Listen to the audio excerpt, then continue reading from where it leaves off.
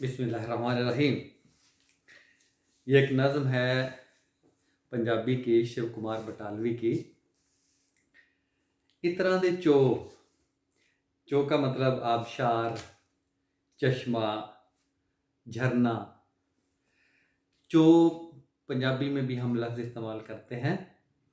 कतरा चोना, तेल का कतरा कपड़ियां ते चो गया, पानी का कतरा चो गया वगैरह वगैरह। इतरां दे चो,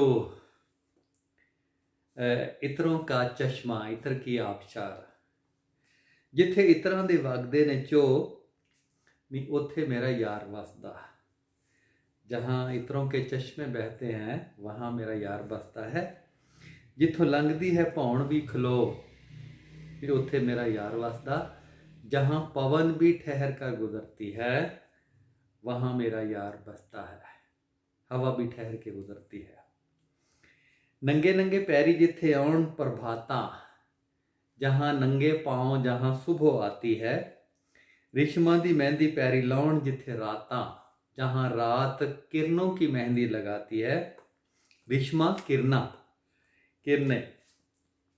नंगे नंगे पैरी जिथे आउण प्रभातां, रेशमां दी मेहंदी पैरी लाउण जिथे रातां। जिथे चांदनी च नावे खुशबू, चांदनी में खुशबू नहाती है, वहाँ क्या है कि उथे मेरा यार वसदा। जिथे इतरां दे वगदे ने चो उथे मेरा यार वसदा।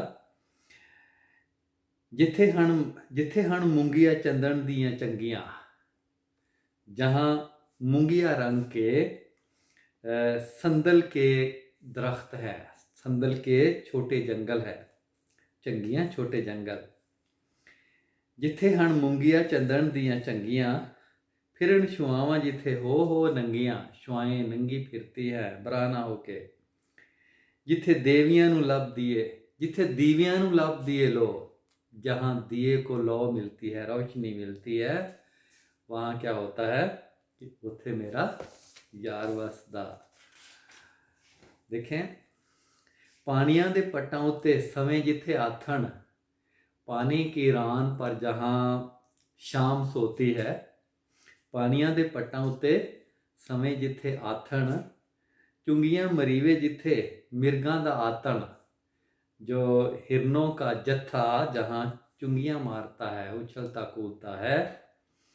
जिथे बदोबदी अख पैंदी रो, जहाँ बेसाख्ता आँख से आंसू टपक पड़ते हैं, आँख रो पड़ती है, वहाँ क्या होता है कि उथे मेरा यार वसदा। भुखे पाने सौण जिथे खेतां दे राणे, खेतों के मालिक जहाँ भूखे सोते हैं।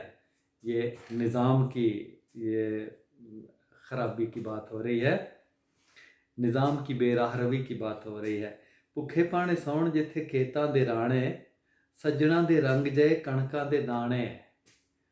गंदम के दाने का रंग सज्जन के रंग जैसा है। तो इन दानों के साथ क्या होता है, जिथे दमा वाले लेंदे ने लको, जहाँ दामों वाले उसको छुपा लेते हैं। यानी खेतों के मालिक भूखे सोते हैं और गंदम के दाने जो महबूब के रंग जैसे हैं, उन दानों को पैसे वाले छुपा लेते हैं। तो वहाँ क्या होता है, वहाँ मेरा यार बसता है। और जिथे इतरां दे वगदे ने चो नी उथे मेरा यार वसदा।